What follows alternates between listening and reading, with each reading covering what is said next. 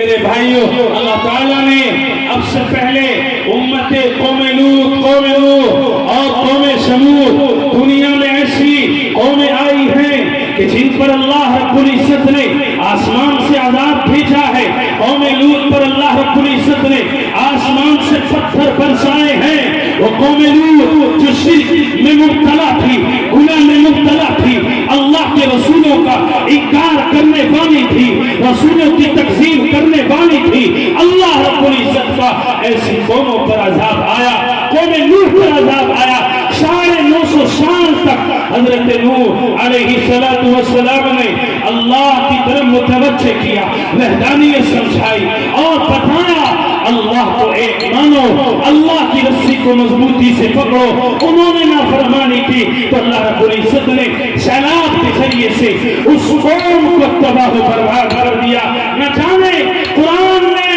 ایسی کتنی امتوں کا ذکر کیا ہے کہ جن پر عذاب آئے، اللہ کی گرفت میں وہ آئے، اللہ کی پکڑ میں آئے، اللہ نے ان پر اپنے عذاب کو بھیجا اور ان قوموں کو تہس نہس فرما دیا۔ حضرت نوح علیہ السلام کی جو قوم تھی، آپ کشتی بنا رہے تھے اور اس وقت میں آپ کا انکار کرنے والے، حضرت نوح علیہ السلام کی تکذیب کرنے والے، اللہ کا انکار کرنے والے حضرت نوح کشتی بنا رہے ہیں، وہ مذاق اڑا رہے ہیں کہ اس کشتی کا کیا کرو گے، اس میں کیا ہوگا، وہ جانتے نہیں تھے۔ ہاں، حضرت نوح علیہ السلام کو اللہ نے حکم دیا ہے، اے نوح کشتی تیار کرو، اپنے ماننے والوں کو اس میں سوار کرنا، اور یہ جو تیری نافرمانی کرنے والے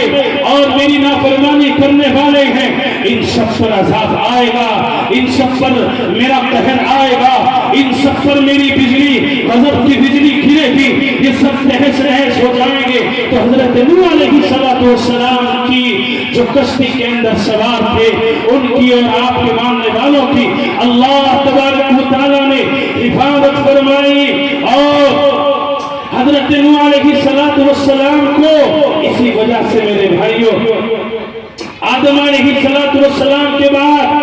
آدم ثانی کہا جاتا ہے، اس لیے کہ آپ کے جو ماننے والے تھے وہ زندہ رہے، جو آپ کی نافرمانی کرنے والے تھے وہ ہلاک و برباد ہو گئے، اور جو آپ کی اطاعت کرنے والے تھے وہ زندہ رہے۔ اور اسی وجہ، اور وہ افراد جو زندہ تھے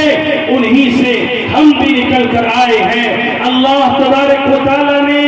اس دنیا کو حضرت نوح علیہ السلام کے ساتھ جو افراد تھے اسی کی نسل سے باقی رکھا ہے، اور انہی کی نسل موجود رہی، انہی سے ہم نکل کر آئے، پیدا ہوئے۔ اس لیے میرے نوجوانوں، دوستوں، اللہ کا قہر، اللہ کا عذاب پہلی امتوں پر بھی آیا ہے، اللہ کی ناراضگی آئی ہے، تو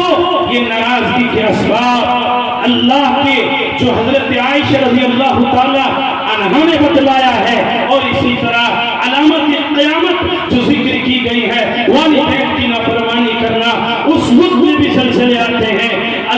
والدین کی اطاعت نہ کی جائے، نافرمانی کی جائے، والدین کے حقوق کی کوئی پرواہ نہ کی جائے، اس وقت میں بھی اللہ رب العزت جب ناراض ہوتے ہیں تو ایسے حالات بن جاتے ہیں، ایسے گمبھیر حالات آ جاتے ہیں۔ اس لیے ہمیں اپنے والدین کی بھی اطاعت کرنی ہے، اللہ اس کے رسول کی اطاعت کے ساتھ اپنے والدین کی تعظیم، اپنے والدین کی فرما برداری، اپنے والدین کے کہے کو ماننا۔ آج ماں باپ اپنی اولاد کے لیے کس طرح کی کیسی اور کس طرح کی قربانیاں دیتے ہیں، ایک باپ نہ جانے کیسی پریشانیوں کو جھیلتا ہے اپنی اولاد کے خاطر، لیکن اولاد اپنی زبان ہلا کر کہہ دیتی ہے کہ میرے والد نے، میرے باپ نے میرے لیے کیا کیا ہے، میرے لیے کوئی عجیب کام نہیں کیا۔ اپنی اولاد کو سب پالتے ہیں، میرے باپ کو میرے دادا نے پالا،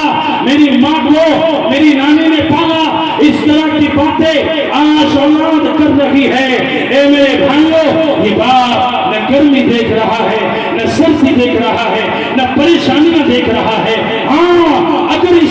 اس کے سامنے کوئی مشن ہے تو اپنی بچوں کی کامیابی ہے، یہ چاہتا ہے میرے بچے کامیاب ہو جائے، ان کا مستقبل روشن ہو جائے، کامیابی اور کامرانی ان کے قدم چومنے والی بن جائے، اور اس کے لیے ماں کو جو چاہے اور جس طرح چاہے قربانیاں دینی پڑے، ماں خوشی سے قربانیاں دیتی ہے، باپ دیتا ہے، بیماری کی حالت میں دے رہا ہے، بڑھاپے کے عالم میں دے رہا ہے، مزدوری کر کے دے رہا ہے، بیلداری کر کے دے رہا ہے، پریشانیوں کو جھیل رہا ہے، بیمار ہو رہا ہے، لوگوں کی دہلیزوں پر چوکھٹوں پر جا کر اپنی بچے کی شفا کی دعا کی درخواست کر رہا ہے اور کہہ رہا ہے اے بھائیوں مسجدوں میں اعلان کرا رہا ہے، اشارے ثواب کرا رہا ہے، میرا بچہ بیمار ہے اس کے لیے دعا کر دیجئے۔ وہ باپ تڑپتا ہوا پیدل گلیوں میں پھر رہا ہے، ماں بھی تڑپ رہی ہے، ماں بھی پریشان ہے، اور ماں اپنے تمام آرام اور سکون کو قربان کیے ہوئے ہے۔ ہاں اگر وہ چاہتی ہے بچے کا مستقبل روشن چاہتی ہے، اگر وہ چاہتی ہے بچے کی کامیابی کو چاہتی ہے، لیکن بچہ کہہ دیتا ہے اے ماں اے باپ تو نے میرے ساتھ کیا کیا ہے۔ اے میرے بھائیوں یہ ایسا خطرناک ایسا گمبھیر جملہ ہے جس سے ماں کا دل ٹوٹ جائے گا، باپ کا دل پارا پارا ہو جائے گا۔ یہی ماں جب تو گھر سے نکلتا تھا، گھر سے نکل کر بازار جا رہا ہے، کام پر جا رہا ہے، یہ ماں تیرے لیے دعائیں کرتی رہتی ہے، میرا بچہ کام پر گیا ہوا ہے، اللہ صحیح سالم اس کو گھر واپس بھیج دینا، اے اللہ وہ جس مقصد کے لیے گیا ہے اس میں کامیابی عطا فرمانا۔ یہ ماں دعا کر رہی ہے، باپ رات کی تاریکی میں آپ کے مستقبل کے لیے دعائیں کرتا ہے۔ اے میرے بھائیوں، اے میرے نوجوانوں، اے میرے دوستوں، اللہ کے حبیب نے فرمایا کہ قرب قیامت میں والدین کی نافرمانی کی جائے گی، دوستوں کی باتوں کو مانا جائے گا۔ ہاں اگر دوست مطالبہ کرے، دوست کہے مجھے پیسے کی ضرورت ہے، تو وہ بچہ وہ دوست اپنے دوستی کو نبھانے کے لیے وہ اس کو رقم دے دیتا ہے۔ باپ اگر مطالبہ کر رہا ہے، باپ کو دینے کے لیے اس کے پاس پیسہ نہیں، اس کے بیماری کو ٹھیک کرانے کے لیے، علاج کرانے کے لیے پیسہ نہیں، دوستوں کو تقسیم کرنے کے لیے، دوستوں کو خوش کرنے کے لیے، دوستوں کو راضی کرنے کے لیے اس کے پاس پیسہ ہے، اور اپنے گھروں پر دوستوں کو بلا کر لا رہا ہے، اور یہی بوڑھا باپ جو بڑھاپے کے عمر کو پہنچ جا رہا ہے، تو یہی نوجوان اپنے باپ سے کہہ دیتا ہے ابو جان آپ بیٹھک میں رہیں، آپ اسی طرح بے پردگی کے ساتھ گھر میں داخل ہو جاتے ہیں۔ ہاں باپ کو یہ چاہیے کہ اگر گھر میں عورتیں ہیں خاص مٹھار کر جائے، یہ باپ کی ذمہ داری ہے، نہ جانے کس حالت میں آپ کے بیٹے کی بہو ہے،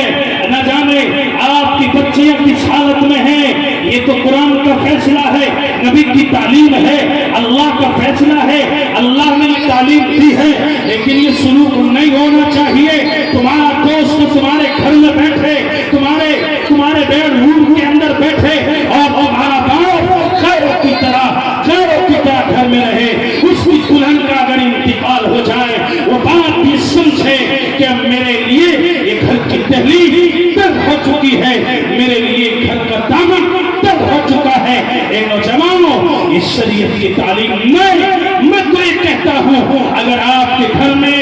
آپ کی ماں موجود ہے اور آپ کی دلہن ہے، تو آپ گھر سے باہر سے کوئی سامان لا رہے ہو تو اپنی والدہ کے ہاتھ میں دو، اپنی والدہ کو دو، آپ کی والدہ تقسیم کریں گی۔ ایک وقت وہ تھا کہ جب تیرا باپ گھر میں فروٹ لاتا تو یہی ماں سب کو تقسیم کر کے دیا کرتی تھی۔ اس ماں کے جذبات سے کھلواڑ نہ کیجئے، ورنہ انتظار کیجئے اللہ کے عذاب کا، اللہ کے قہر کا، انتظار کیجئے زلزلوں کا، انتظار کیجئے سرخ آندھیوں کا، انتظار کیجئے اللہ کے قہر کا، اللہ کے عذاب کا۔ اگر ہم نے اپنے آپ کو نہیں سنبھالا، اے میرے نوجوانوں، اپنے والدین کی اطاعت کرنا اپنی زندگی کا حصہ سمجھو، اور آقا نے فرمایا ہے کہ قرب قیامت میں دوستوں کی باتیں مانی جائیں گی اور والدین کی نافرمانی کی جائے گی۔